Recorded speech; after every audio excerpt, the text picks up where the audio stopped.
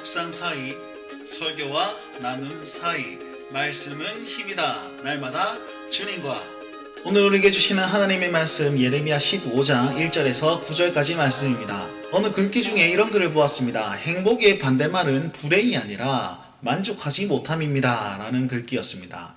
무슨 말을 하고 있습니까? 행복은 여기에서도 만족하게 되면 얻을 수 있는 것인데 그 만족하지 못하였기 때문에 불행에 이르렀다라는 교훈을 주는 그런 글귀이죠. 그럼 하나님은 어디에나 계십니다. 그리고 언제든지 우리와 함께 하십니다. 그런데 거기에서 하나님을 찾지 못한다면 우리가 만족하지 못하고 다른 것을 구하며 왜 이건 안 되지라고 생각한다면 거기 계신 하나님을 보지도 못하고 듣지도 못하며 하나님을 체험하지 못하게 된다는 거죠. 그게 불행이지 다른 게 뭐가 있겠습니까? 예레미야서를 묵상해 보시면 정말 많이 나오는 그 문장이 뭐냐면 여호와의 말씀이니라 여호와의 말씀이니라 여호와의 말씀이니라 그렇습니다. 그들이 이스라엘 백성들이 타락할 때에도 여호와의 말씀은 거기 있었고 그들이 고난을 받을 때에도 여호와의 말씀은 거기 있었고 그들이 포로로 잡혀갈 때에도 여호와의 말씀은 거기 있었습니다. 그러나 이스라엘 백성들은 보지도 못했고 듣지도 못했고 느끼지도 못하여서 다른 길로 가게 되었죠. 마찬가지입니다. 우리 삶에 역시 하나님은 여기 계신데 그것을 보지 못하면 하나님은 우리 반대편에 서실 가능성도 있다는 사실을 두렵고 떨리는 마음으로 받아들이시길 바랍니다. 오늘 말씀해 보시면 하나님께서 아예 등을 돌리십니다. 내 마음이 절대로 이 백성을 향하지 않을 것이다.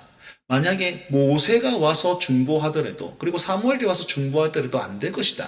모세가 누굽니까? 모세가 이스라엘 백성들을 살리기 위해서 하나님이여 나의 이름을 생명책에서 지워주십시오 라고 간구했던 중보자가 바로 모세고요. 사무엘도 마찬가지입니다. 내가 너희를 위하여 기도하지 않는 죄를 나는 범하지 않겠노라 라고 말했던 그 중보자가 바로 사무엘이었습니다. 그런 사람들이 와서 간구하더라도 이미 내 마음은 그들을 향할 수 없다라고 하나님께서 말씀하시죠. 이유가 무엇입니까? 하나님께서는 히스기야의 아들 므낫세의 죄로 말미암았다라고 얘기했는데 므낫세는요 유다 왕 중에 가장 악랄한 왕, 가장 타락한 왕으로 열왕기 저자가 그렇게 표현하고 있습니다. 이 므낫세는 유다를 가장 오래 통치한 사람인데요. 그가 오래 통치하면서 했던 일이 뭐냐면 바알을 숭배했고 천체의 모든 것들을 신으로 숭배했고 그 다음에 우상들을 제단에 쌓았고 몰렉이라는 신을 위해서 그 사람을 불에 태우는 그런 인신 번제를 드렸던 왕이 바로 이 므낫세입니다. 하나님은 그 므낫세 왕의 죄를 아직까지 기억하고 계셨습니다. 그러면 이런 질문이 있을 거 아닙니까? 아니 그가 지은 죄지 이스라엘 백성들은 무슨 잘못입니까? 그런데 그들이 내게서 물러갔고 그들이 돌이키지 아니하였기 때문에 하나님께서는 마음을 돌이키시는 그런 일들을 하셨다라는 것입니다. 그래서 지도자의 타락과 그리고 그 지도자의 유혹으로 인해서 하나님의 말씀을 분별하지 못했던 백성들의 타락으로 말미암아서 하나님은 이 백성들을 흩어버리십니다. 세계의 여러 민족 가운데 너희들을 흩어버릴 것이다. 이렇게 얘기합니다. 그랬더니 뭐라고 하냐면 아니 그러면 우리는 어디로 나아가야 됩니까? 그 질문에 하나님께서는 너희는 칼에 죽을 것이고 칼을 피한 자는 기근으로 죽을 것이고 기근을 피한 자는 포로가 되어서 나아갈 것이다 이렇게 얘기하면서 너희는 네 가지 벌을 받을 것인데 그 네 가지 벌이 무엇이냐면 칼로 죽을 것이고 그리고 그 죽은 시체를 개가 와서 뜯어먹을 것이고 개가 다 뜯어먹었으면 공중에 새가 와서 뜯어먹을 것이고 새가 다 먹고 나면 땅의 짐승들이 와서 그것을 싸그리 다 없애버릴 것이다 이렇게 얘기합니다. 이 잔인한 표현은요 진짜로 죽을 것이다 라는 표현과 함께 이렇게 조각조각 흔적도 없이 흩어져 버릴 것이다 라는 그런 상징적인 내용으로 이 메시지를 주고 계십니다. 자, 이들이 원래 어떤 민족이었습니까? 이들이 하나님 말씀 안에만 있었다면 하나님을 바라보기만 했었다면 그 말씀을 듣기만 했었다면 이들은요 바다의 모래가 같이 자손들이 풍성해지는 그런 복을 누릴 것인데 그걸 못해서 하나님이 자녀 대신에 과부가 바다의 모래처럼 많게끔 하셨습니다.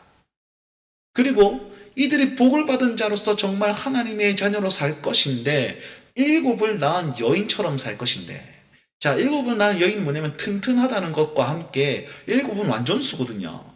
그래서 완전한 복을 누린 여인이다 라고 얘기를 할 수 있습니다. 그 여인이 지금은 어떻게 되었습니까? 일곱은 낳은 여인이 쇠약하여서 기절하게 되었습니다. 이들이 하나님만 잘 바라보았으면 날마다 빛 가운데 거할 것인데 그걸 하지 못해가지고 아직도 대낮인데 파멸시킬 자가 와서 그들을 치고 아직도 대낮인데 해가 떨어져서 수치와 근심을 당하게 하는 그런 지경까지 이르렀다라는 것입니다. 다 이유가 무엇입니까? 하나님 말씀이 거기 있었는데 보지도 못하고 듣지 못했기 때문입니다. 하나님의 마음은 이렇습니다. 내가 뜻을 돌이키기 이제 지쳤구나. 무슨 말이냐면 하나님은 계속 거기에다가 말씀하시고 진노하시기도 하고 벌을 주시기도 하고 매를 드시기도 하고 여러 가지 방법으로 자기를 계시하셨는데 그들이 돌이키면 내 뜻을 돌이킬 준비를 언제든지 하고 계셨는데 안 듣고 안 행하니까 이제 나도 지쳤다라고 하면서 포기를 하는 지경에 이르렀습니다.